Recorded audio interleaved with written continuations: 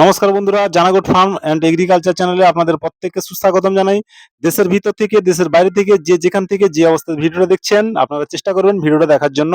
তো আমি কোনো কার্পণ্য বোধ করিনি। আমি আমার ফার্মে একটা ক্রস ব্রিডের ছাগল তৈরি করার লক্ষ্যে যেভাবে এগিয়ে যাচ্ছি, সাথে সাথে কিন্তু আমার গ্রামের ভাইয়েরা যিনারা ২-১০টা ছাগল প্রতিপালন করে, উনাদেরও কিন্তু সঙ্গে কিন্তু আমি এগিয়ে নিয়ে যাচ্ছি। কারণ আমি বিশ্বাস করি যে নিজে এগোলে হবে না, পাশাপাশি ১০ জনকে যদি এগিয়ে নিয়ে যেতে পারি, তাহলেই কিন্তু একটা দেশে ছাগলের যে একটা ব্রিড, এই ব্রিডটা কিন্তু এগিয়ে যাবে। তো পাশে একটা ভাই তার ছাগল হিটে এসছে। তো ফার্মে আমার ব্রিডিং করাতে নিয়ে এসছে।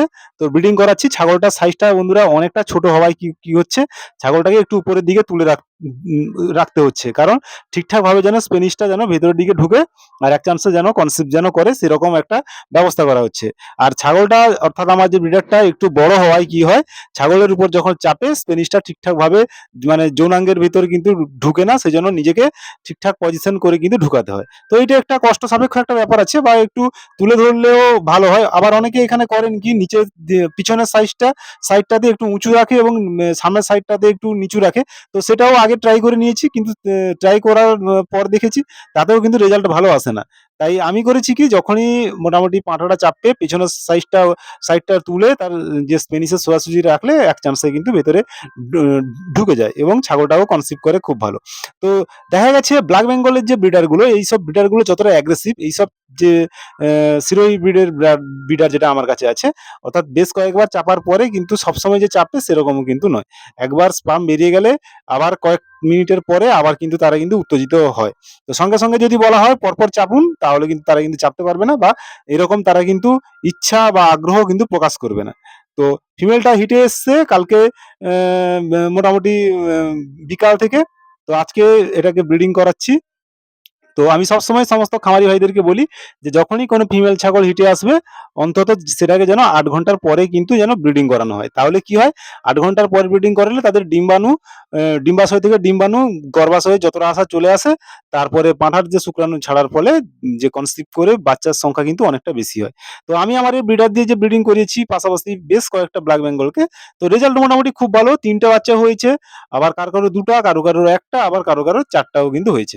তো যাই হোক, মোটামুটি এখন কথা হচ্ছে, আজকে যে ওয়েদারের বেশ ঠান্ডা ওয়েদার, এই ঠান্ডা ওয়েদারে যে ফিমেলটা যে হিটে এসছে, আমি এই ভাইকে বলেছি যে যখন ফিমেলটা যে হিটে এসছে, তো এই ফিমেলটাকে ব্রিডিং করানোর পরে বাড়িতে গিয়ে যেন স্নান করিয়ে দেওয়া হয় এবং একটা পরিষ্কার গামছা দিয়ে যেন ওটাকে পুছে গাটা যেন শুকনো করে দেওয়া হয়। তার কারণ হচ্ছে, হিট একটা ছাগলের মোটামুটি এক থেকে ২ দিন অবধি কিন্তু থাকে, এবং ব্ল্যাক বেঙ্গল ছাগলগুলো দেখা গেছে চিল্লামিল্লি করতে থাকে।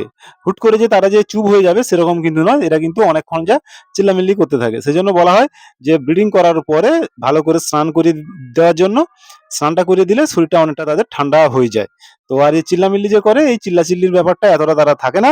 একটু কিছুক্ষণের পরে দেখা যায় যে চিল্লাচিল্লিটা যেটা এরা করে, এটা কিন্তু বন্ধ হয়ে যায়। তো বন্ধুরা, এখন কথা হচ্ছে, আমি কেন নিজের সঙ্গে গ্রামের যে সমস্ত ভাইয়েরা ব্ল্যাক বেঙ্গল দিয়ে চাষ করছে তাদেরকে কেন এগিয়ে নিয়ে যাচ্ছি? তার একটাই উদ্দেশ্যটা হচ্ছে, আমার এখানে ব্ল্যাক বেঙ্গল থেকে একটু একটা বড় ব্রিড দিয়ে ক্রস করালে যে রেজাল্টটা আসে, তো সেই রেজাল্ট যে বাচ্চাটা আসে, ওই বাচ্চাটার ডিমান্ডটা কিন্তু ভালো। তো তো বন্ধুরা, ক্যামেরাম্যান যিনি আমার আছেন, ক্যামেরাম্যান ঠিকঠাকভাবে ক্যামেরাটা এইখানে একটুখানি প্রবলেম করে দিয়েছে। যাই হোক, ভিডিওটা আর কাটিং করা গেল না, তাই সঙ্গে জুড়ে দিলাম। তো এখন কথা হচ্ছে, ব্রিডিং আশা তো করি মানে হয়ে যাবে বা হয়ে গেছে ও।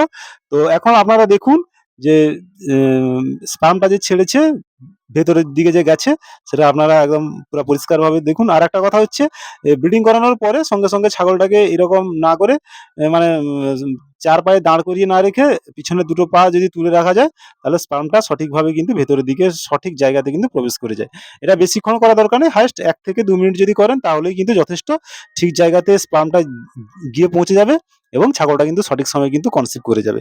তো কনসিভ করলে একটা জিনিস দেখা গেছে যে ব্ল্যাক বেঙ্গলের চাইতে এই সমস্ত একটু যদি ক্রস করানো হয়, তাহলে যে বাচ্চাগুলো যে কোয়ালিটি আছে, কোয়ালিটিটা কিন্তু যথেষ্ট খুব ভালো। খুবই ভালো কোয়ালিটি।